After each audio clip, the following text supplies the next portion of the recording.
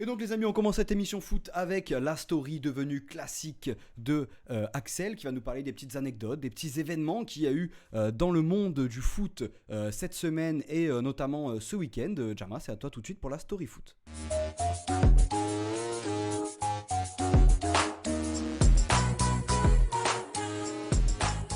Je t'en prie. Salut à tous et installez-vous bien. Donc pour ce petit live, donc la Story Foot, le classique qui est devenu incontournable donc chaque semaine. On commence tout doucement avec l'Olympique de Marseille. Et oui, donc vous savez, Marseille a perdu face à Nîmes ce week-end, donc sur un score de 2-1. Un Marseille très décevant et très catastrophique. C'est un peu inquiétant du côté de la Canebière. Et j'aurais voulu du coup revenir sur Jacques-Henri Hérault, donc JHE. La semaine dernière, j'avais pas le prononcer, maintenant j'y arrive, je me suis entraîné. Il a révisé, il a révisé. J'ai révisé mes classiques. Donc je reviens sur les déclarations, parce que je ne sais pas si vous savez, mais Jacques-Henri Hérault était très énervé après cette défaite de Marseille. Il les a reçus à l'entraînement au lendemain du match, un peu de manière très corsée. Il leur a dit, écoutez les gars, vous avez fait un match catastrophique, certes, vous ne méritez même pas de porter le maillot de l'OM. Ça, c'était une déclaration faite par un joueur marseillais, mais inconnu. Ma source est de RMC. Et il leur a dit, écoutez les gars, voilà, moi, il y a deux ultimatums. Le premier, c'est que tous les joueurs qui sont libres au mois de juin 2021, soit vous allez rapidement vers André Villas-Boas ou Longoria, directeur sportif de l'OM, et vous avez 48 heures pour exprimer votre envie de rester au club. Si vous n'avez pas envie de rester au club, vous avez 13 jours pour quitter l'OM et trouver un nouveau club. Donc ça, c'est le premier ultimatum Ah qu'a oui, d'accord. posé Jacques-Henri Hérault ce week-end. Et il faut savoir que les joueurs, notamment qui sont libres, sont Thauvin et Amavi. Donc un peu compliqué pour l'OM, c'est-à-dire que Thauvin et Amavi sont sur une chaise éjectable, c'est-à-dire soit ils partent, soit ils restent. Donc voilà, merci Jacques-Henri Hérault de tes ultimatums. Et le deuxième, c'est l'obligation d'apprendre le français, sauf en cas de départ au mois de juin prochain. C'est-à-dire que si tous les joueurs restent et s'il y a des joueurs étrangers, ils sont obligés d'apprendre le français. C'est comme ça, c'est ce qu'il a dit Jacques-Henri Hérault. Voilà pour la petite anecdote concernant l'Olympique de Marseille. On enchaîne avec le dossier Kylian Mbappé. Et oui les gars, parce que Kylian Mbappé, ça fait 4 matchs qu'il marque pas. Qu'est-ce qu'il a Kylian Mbappé? On ne sait pas. Sur Twitter, en tout cas, il se fait démonter, le pauvre. Tout le monde J'ai le vu. critique en train de dire qu'est-ce que tu fais, Kylian? Allô? Tu coûtes tant? Pourquoi tu marques plus? Voilà, à suivre peut-être pour le prodige français. Est-ce qu'il va rester au PSG? On sait qu'il y a un mercato hivernal à suivre pour donc l'attaquant du Paris Saint-Germain. À retenir, les gars, la petite belle victoire de Bordeaux face à Nice 3-0. Je ne sais pas si vous avez vu cette belle petite victoire de Bordeaux face à Nice, mais en tout cas, ça fait plaisir de voir que Bordeaux marche plutôt bien. Par contre, Nice, c'est pas trop le cas. Les Aiglons qui sont un peu enfoncés au niveau du classement et ils comptent une seule petite victoire sur les 14 derniers matchs. Très inquiétant du côté de la Côte d'Azur. On enchaîne, on part en Europe, en Allemagne. Le grand numéro 9 du Bayern Munich, Lewandowski, tout proche de battre son record de 34 buts de l'année dernière avec les Bavarois. Et oui, il en est à 21 buts à ce jour sur les 16 derniers matchs.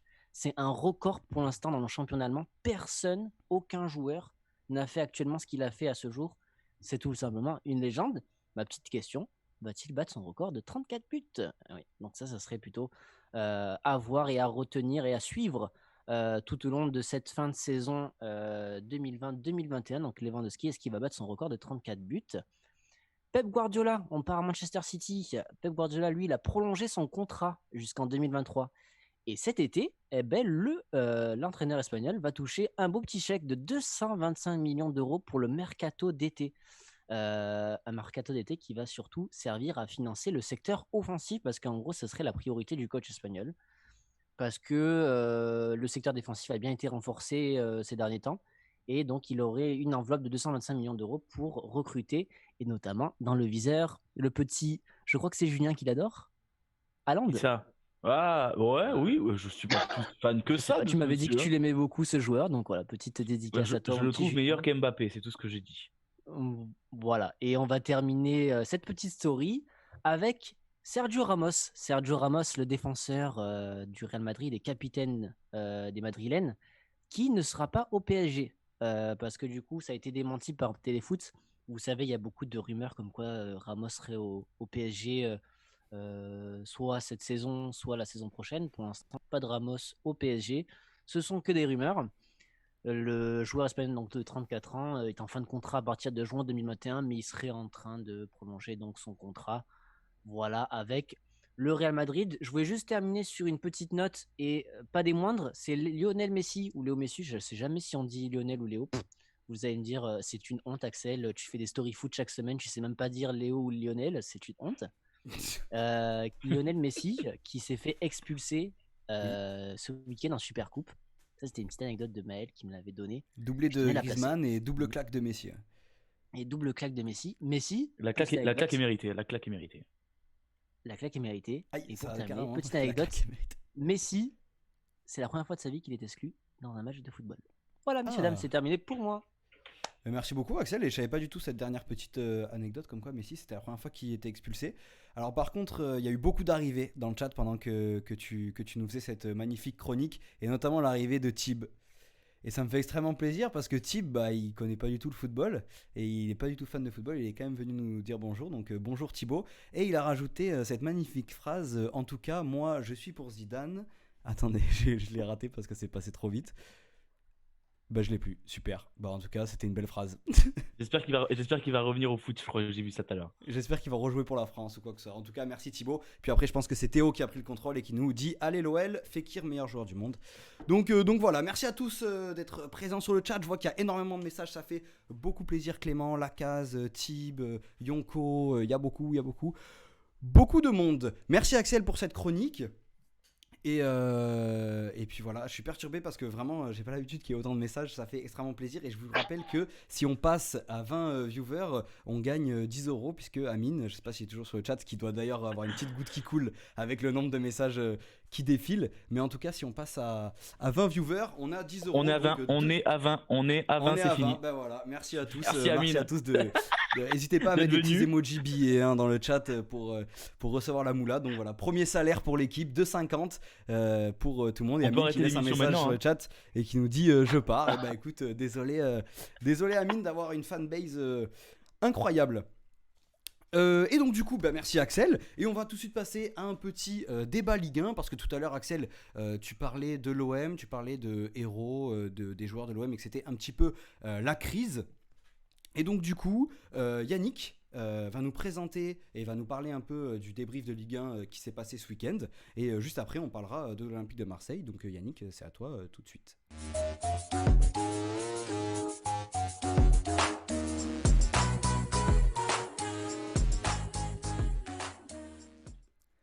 Je t'en prie.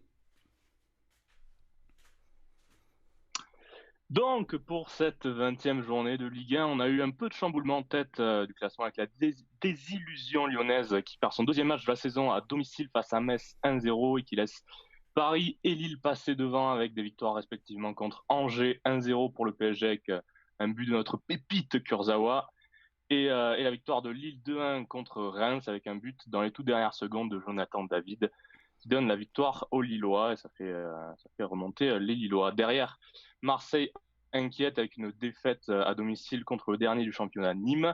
Nîmes qui sort de sa série infernale de défaites avec cette victoire au Vélodrome. À noter que Monaco revient en forme avec leur victoire 3-2 obtenue sur le terrain de Bordeaux. Au classement, Paris prend la tête à égalité de points avec Lille. Lyon chute à la 3e place avec 2 points de retard sur ses concurrents direct au titre. Fin de tableau, Nîmes prend Boulder et se replace à la 18e place, alors que Dijon et Lorient occupent désormais les 19e et 20e places. Merci Yannick pour ce petit débrief Ligue 1 qui permet un petit peu de poser le contexte dans ce championnat. Et donc du coup on va parler de l'OM. Tout à l'heure on parlait de un nouveau follow. Nono Lazone a rejoint le petit coin. Bonjour Nono Lazone. Et j'ai vu aussi que Real Temper, un nom particulier qui a rejoint la team. Merci beaucoup. Et donc du coup comme je disais, merci Yannick pour cette introduction au débat de Ligue 1. Et on va parler en particulier de l'OM. Alors j'ai noté un petit peu les points à noter avant d'entamer ce débat. Donc actuellement Marseille est 6e au classement, à 10 points du PSG qui est premier. Marseille a toujours 2 matchs en retard. Donc la semaine dernière on parlait du classement de Ligue 1, il a toujours 2 matchs en retard. C'est seulement 5 points pris sur les 6 dernières journées de Ligue 1 pour l'Olympique de Marseille. Une défaite, tu l'as dit Yannick, ce week-end face à Nîmes. On a eu sur les 6 dernières journées, on a eu un nul contre Dijon, un nul contre Reims, une défaite à Rennes et à Angers et une victoire arrachée à Montpellier, contre Montpellier, pardon.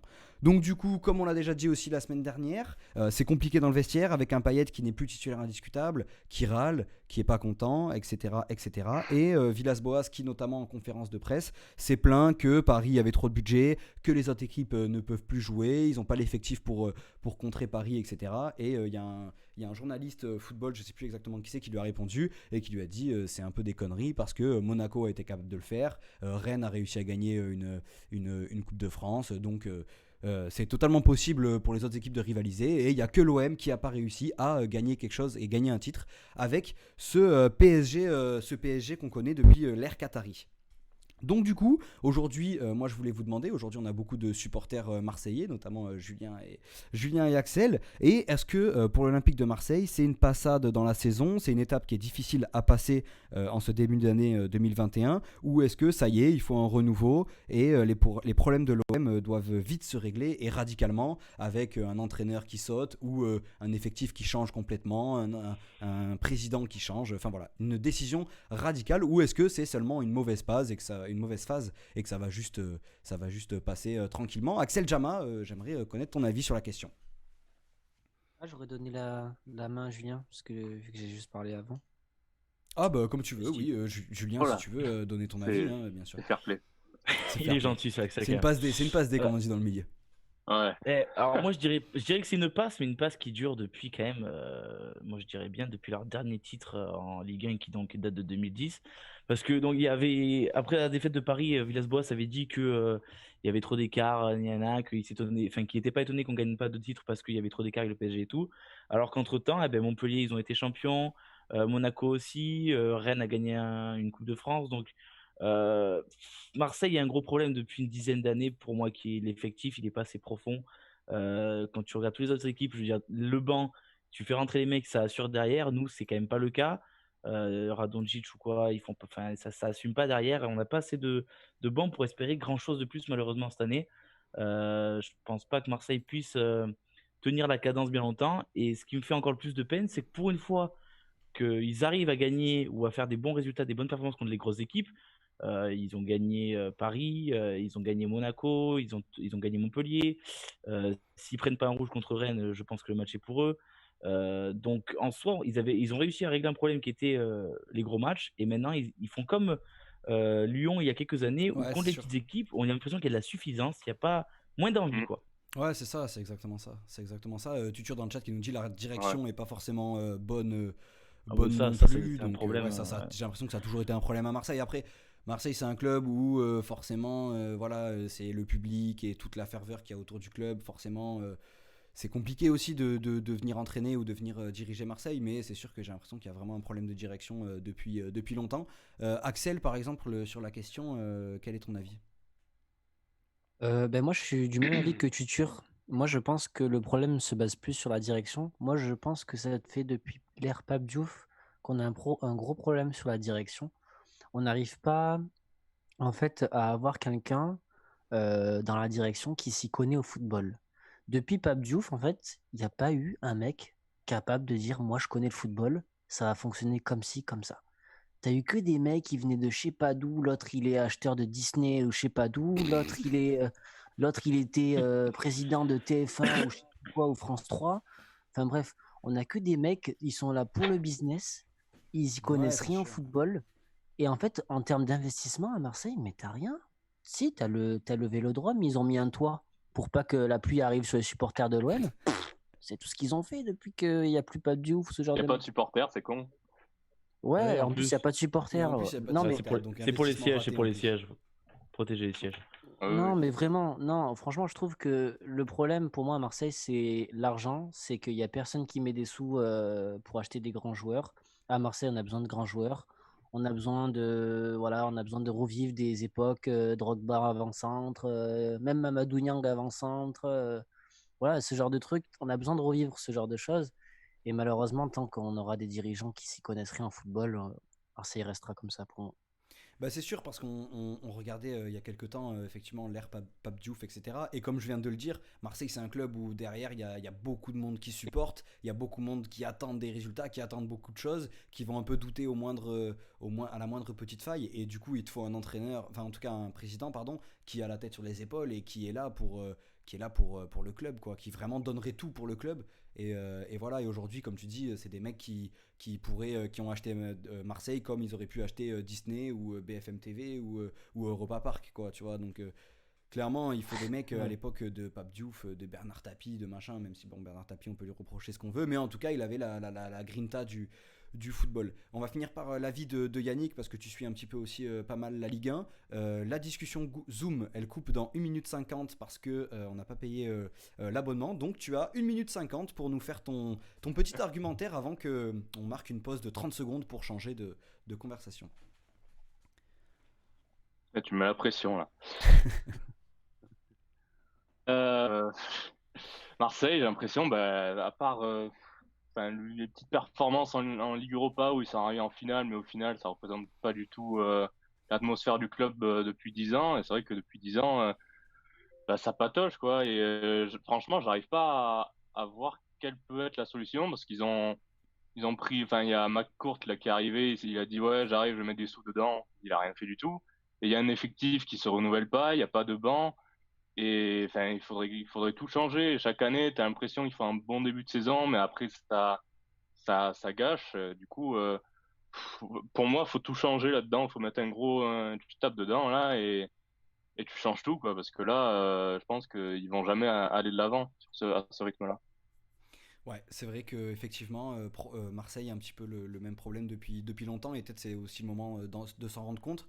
Malheureusement, je pense que voilà, il suffit qu'ils gagnent encore un ou deux matchs ou quoi que ce soit, bah, du coup, on va dire bon bah ça va mieux, mais au final, je pense que ça fait quand même un bon moment et on est tous les trois, pardon, tous les quatre même, tous les quatre d'accord pour dire qu'il va falloir un bon coup dans la machine pour relancer tout ça. Je voulais répondre à Lacaz qui nous dit l'argent de McCourt, elle a sûrement surtout été gâchée par des erreurs de casting et je pense notamment à Strootman qui a jamais été bon avec l'OM, qui a vraiment allé peut-être fait un ou deux matchs de potable et qui a coûté énormément en salaire et en quoi que ce soit. Autant tu prenais trois petits joueurs moins chers et avec le même salaire à trois réunis et autant tu avais peut-être un petit banc avec une petite profondeur de banc pour pouvoir au moins faire rentrer du monde parce que comme on disait tout à l'heure, effectivement Marseille, il y a un gros problème d'effectif du banc et de profondeur du banc. Et si jamais vous êtes intéressé par le sujet par rapport à Paris, etc., la concurrence entre Paris et les autres équipes de Ligue 1, je vous réfère à notre dernière émission foot disponible sur la chaîne YouTube que vous voyez dans le chat qui vient de s'afficher, où on a parlé de Paris et des équipes comme Lille, Lyon ou Marseille qui pouvaient potentiellement concurrencer avec Paris. On a terminé pour le sujet Marseille et la crise à l'OM et on passe tout de suite à un débat qui donne un peu plus la joie parce qu'on retrouve et on a estimé que est-ce qu'on pouvait débattre du grand retour de Manchester United qu'on a connu à la grande époque et donc est-ce que actuellement on est en train de revoir le Manchester United qu'on rêve de revoir et qui a un effectif qui permet de retrouver des couleurs. Mais juste avant, Julien va nous faire le petit débrief de la Première Ligue avant d'entamer ce débat.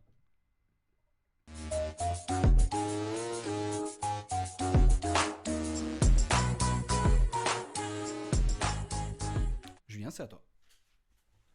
Alors, ce week-end, il s'est passé beaucoup de choses. Il y avait énormément de gros matchs ce week-end. Ça commence avec City qui s'est imposé 4-0 sur sa pelouse contre Crystal Palace. Le choc du week-end donc concernait Liverpool et Manchester United qui se sont quittés sur le score de 0-0. Pas de but, un match pourtant très plaisant à regarder, mais malheureusement aucune occasion concrétisée. Ensuite, Tottenham s'est imposé sur le terrain de Sheffield 3-1 avec un but de Kane et de Ndombele, un sympathique lob que je vous invite à aller voir sur YouTube.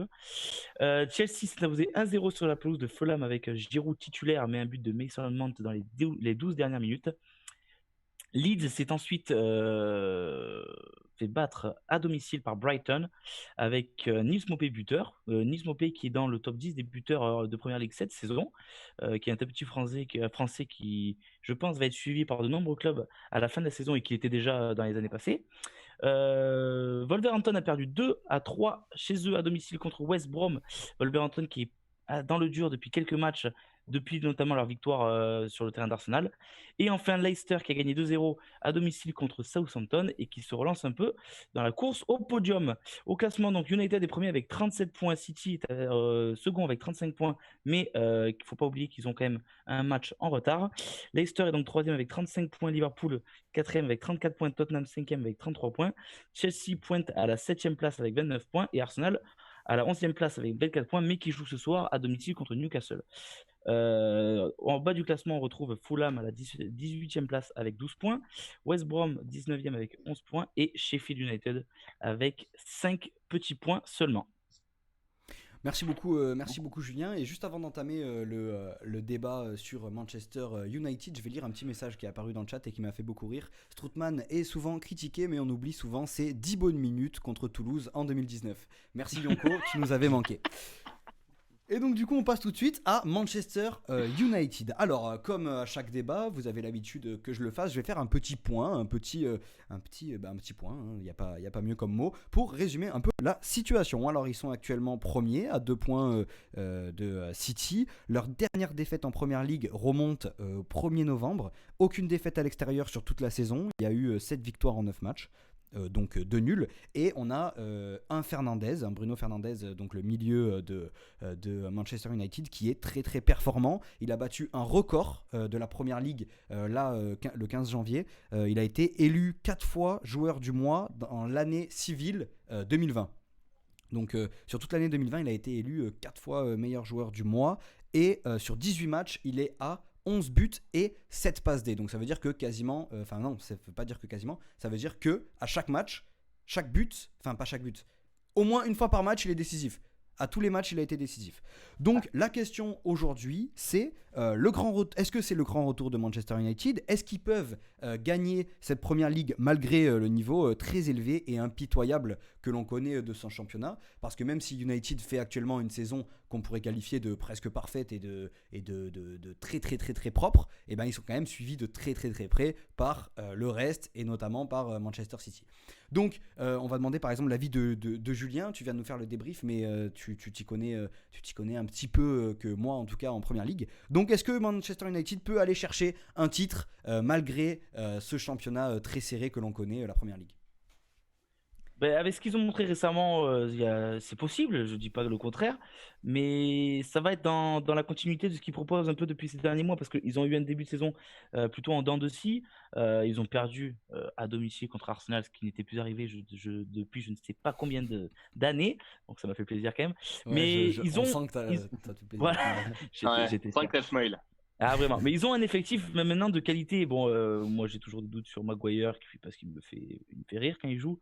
Mais après voilà, quand vous avez un Bruno Fernandes, j'insiste sur le S parce que va dire Fernandes, un Portugais va s'énerver, qui est au centre du jeu. T'as un Pogba qui revient fort. Moi j'adore McTominay aussi, le petit jeune écossais qui est super bon. Donc leur force est au milieu. Ils ont un jeu qui est très vif, très porté vers l'avant, qui est très rapide. Et devant, c'est la galette pour les attaquants qui gagnent. Il y a du talent partout. Il y a Cavani qui a de l'expérience, avec Martial et Rashford qui sont des petits jeunes mais qui ont le talent pour faire ce qu'ils veulent. Donc ils ont l'effectif pour. Maintenant, ça va se jouer dans la tête et dans l'effectif, savoir gérer les temps forts, les temps faibles. Là, par exemple, ils ont failli ce week-end faire le hold-up du siècle contre Liverpool. Leur but était clairement de ne pas perdre, mais la tactique mise en place était très intelligente, et donc c'est passé à un rien de passer, même de gagner sur le terrain de Liverpool, qui aurait permis d'avoir 6 points d'avance. Ouais, effectivement, on sait qu'en Première Ligue c'est terrible, hein. Tu fais 1 ou 2 erreurs sur 1 ou 2 journées et tu peux passer à la trappe. Il y a des saisons où Liverpool ils n'ont pas perdu un match de la saison, donc tu sais qu'en fait là il faut être vraiment au top du top du top sur toute la saison. Et effectivement sur le chat notamment Tutur nous dit qu'il faut que la défense vraiment reste comme ça, parce qu'offensivement ça va, au niveau du milieu de terrain ça va. Enfin, ça va très bien même, mais en l'occurrence, il faut que la défense de Manchester United arrive à rester solide. Yannick, tu n'es pas forcément expert de la Première Ligue, parce que je sais qu'en fait, moi, j'ai lancé ce débat, enfin, en tout cas, c'est vous qui m'avez proposé ce débat, mais je ne suis pas non plus expert, donc je ne vais pas forcément prendre la parole. Mais Yannick, je pense que tu peux un peu nous répondre à cette question. Est-ce que Manchester United peut aller chercher un titre depuis quelques années, quand même, depuis assez longtemps ? Écoute, je t'avoue que je sais pas encore trop, j'arrive pas trop encore à juger si ça y est, c'est le moment où Manchester va ressortir du placard va aller chercher ce titre parce que ça fait des années et des années qu'ils sont super irréguliers, que t'as l'impression ils font 2-3 bons matchs, derrière ils retombent et Ouais. ils ont aucune régularité. Et il y a eu déjà un recrutement pendant ces 10-15 dernières années, plus 10, qui est franchement complètement débile, où tu prenais le joueur le plus cher pour prendre le plus cher, ou alors le joueur qui avait un nom pour prendre le joueur qui avait un nom. Ouais. Et ça fait 2 ans maintenant, je trouve que ils recrutent intelligemment. En défense, ça reste toujours un peu juste, mais niveau de milieu de terrain, je trouve que les jeunes qui arrivaient, Rashford, là, il y a Greenwood aussi qui arrive, Martial, c'est devenu des tauliers maintenant, c'est plus des petits jeunes qui sont irréguliers, et ça va bien avec. En fait, c'est une équipe plus homogène, je trouve, que les années précédentes. Après, je les vois peut-être pas aller jusqu'au titre, Ok. mais pourquoi pas finir sur le podium. Ok. Ok, ok. Et les gars, n'hésitez pas, bien sûr, dans le chat, je vois qu'il y a Tutur qui nous répond, mais n'hésitez pas, bien sûr, à dire votre avis sur la question. À quelle place vous voyez finir Manchester? Est-ce qu'ils auront les épaules pour finir ce championnat? Et effectivement, Yannick, je vais rebondir sur ce que tu as dit. Je suis d'accord dans le sens où, en fait, pour une fois, ils n'ont pas forcément recruté de grands joueurs ou de grands noms parce qu'ils coûtaient plus cher ou parce que, exactement comme tu disais, soit ils ont recruté un nom, soit un mec parce que c'était le plus cher. Au final, là, on a Fernandez, on a Greenwood, c'est ça un Greenwood qui s'appelle le milieu de terrain. On Ouais, a Greenwood, c'est un petit jeune attaquant, hein. peut-être. Ouais, un plus jeune attaquant. attaquant, pardon, au milieu de terrain, je sais plus comment il s'appelle, Mac quelque chose. McTominay. McTominay. Ouais, voilà, exactement. Enfin, c'est des joueurs, il y a 5 ans, on n'entendait pas parler. Finalement, ils ont fait un peu leur place. On a Rashford, on l'a dit la semaine dernière aussi, qui est le joueur le plus cher actuellement de l'histoire, mais ils l'ont pas acheté en tant que joueur le plus cher de l'histoire. Donc, effectivement, ils ont réussi à créer doucement mais sûrement une petite équipe. Alors, peut-être que ça ira pas au bout cette année, mais je pense que c'est de bon augure pour la suite, les années à suivre pour Manchester United. On finit avec l'avis de Axel. Ouais. United, qu'est-ce que t'en penses cette année? Bah pourquoi pas, hein. Pourquoi pas, franchement, moi ça me fait plaisir de voir Manchester United premier Ah, parce ça fait que plaisir, ça c'est sûr. ah ouais, ça fait Ouais, plaisir ouais. parce que franchement, ça fait quelques années que ça il change d'entraîneur, ça va pas, un coup on met lui, un coup on met pas lui, mais du coup franchement, je trouve ça vraiment bien ce qu'ils font cette saison pour l'instant et moi je les vois bien finir premier, je les vois bien avoir leur chance cette année. Je trouve que l'équipe qu'ils ont est très homogène. Ils ont un Marcus Rashford qui est en forme, qui risque de peut-être pas rester à Manchester United. Après, si Manchester United arrive à revenir sur le devant de la scène comme ils étaient à l'époque, Ouais. bah, peut-être qu'il restera à voir. Mais en tout cas, ouais, j'aime beaucoup ce que propose Manchester United. Et pourquoi pas finir premier, pourquoi pas un titre. Et puis, ça Mm. Mais serait bien leur pour eux. Mais force de saison, c'était vraiment les matchs à l'extérieur. On sait ils ont pris, j'ai regardé les stats, ils ont pris à l'extérieur 23 points sur 27 possibles. Ce qui est énorme. Ce qui est énorme. Ouais, Et par c'est contre, énorme. à domicile, c'est là qu'il y a un peu le bémol, ils sont que 7e. Ils ont 14 points en 9 matchs, je ouais. crois.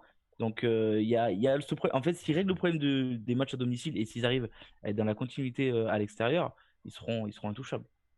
Ouais. Mais je pense aussi que ce que tu disais, Axel, le fait que il change de coach souvent, il y a cette régularité, elle peut pas se mettre en place parce qu'à l'époque où il y a Sir Alex Ferguson, là il y avait une équipe, il y a une identité de jeu. Et si tu changes de Ouais, coach tous les ans, t'as Mourinho qui passe, t'as des grands noms qui passent, mais après tout à fait. c'est bien beau de prendre des grands noms, mais après si tu trouves un coach où t'as un plan de jeu, une identité, ça fait la différence. Et peut-être que là avec Solskjaer, ils l'ont trouvé. Enfin, j'espère pour eux en tout cas.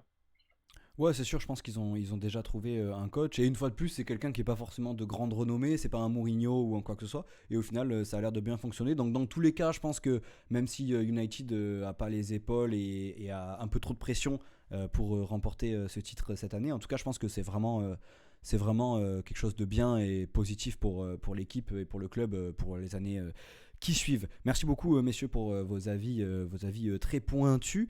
Et donc on va juste avant le quiz, je vais vous faire un petit débrief des autres championnats qui se sont déroulés dans le reste de l'Europe. Alors pour ce qui est des autres championnats européens, on commence par la Serie A. Alors attendez, je vais juste vous mettre les classements en même temps histoire que ça soit nickel. Voilà. Donc du coup, pour ce qui est des autres championnats européens, on commence par la Serie A. Vendredi soir, la Roma s'est inclinée 3-0 face au 8e du classement et quitte le podium pour laisser la place au Napoli qui fait carton plein face à la Fiorentina 6-0. L'Inter de Milan revient à hauteur de 1 point du premier, l'AC Milan, avec une victoire 2-0 à domicile face à la Juve. L'AC Milan reste premier de Serie A à égalité de points avec l'Inter, malgré un match en retard qui se jouera ce soir face à Cagliari. À 6 points de l'Inter, Naples se place à la 3e place avec 34 points, tout comme l'AS Rome, 4e de Serie A. Ah, alors excusez-moi, je suis coupé par un petit bruit. On a Amine qui donne... Ah, Amine qui a donné 2€. Oula, erreur de budget apparemment, Amine. Erreur de saisie, hein. Erreur Lorsqu'il a voulu saisir le montant. de saisie à Amine. En tout cas, c'est gentil, ça fait plaisir, mais du coup, ça fait 50 centimes par personne. C'est un peu juste pour acheter une nouvelle caméra et acheter des nouveaux ordi. Mais en tout cas, merci Amine, ça fait plaisir. Et du coup, je continue sur le débrief de Serie A. La Juventus qui, elle, reste dans le top 5 avec 33 points. On quitte l'Italie pour l'Allemagne où le classement du top 5 n'a pas bougé ce week-end. Le Bayern, premier, conforte sa place avec une victoire à domicile face à Fribourg. Leipzig, à 4 points du premier, conserve son statut de dauphin malgré un nul 2-2 arraché à Wolfsburg. Vendredi soir, le Bayer Leverkusen s'est incliné 1-0 face à l'Union Berlin, mais conserve sa place sur le podium grâce au match nul de Dortmund 1 partout à domicile face à Mayence, 17e du classement. Malgré ce faux pas, Dortmund reste à la 4e place avec 29 points, tout comme le 3e, le Bayer Leverkusen. Malheureusement, la 16e journée de Bundesliga ne fut pas flamboyante et nous ne pourrons pas nous rattraper avec la Liga puisque ce week-end, c'était Coupe du Roi et notamment finale de Supercoupe aussi. T'en as parlé Axel tout à l'heure avec Messi qui a mis la double tarte à un joueur de l'Atlético Bilbao. Donc voilà, c'était pour le petit brief. Vous savez tout sur ce qui s'est passé ce week-end dans les autres championnats européens et d'ailleurs dans les championnats européens dont on a parlé tout à l'heure, la Première Ligue et la Ligue 1. Et on termine, messieurs, dames, en beauté. Vous êtes 14 spectateurs et on termine en beauté avec le quiz du plus beau, du plus fort, Axel Jama.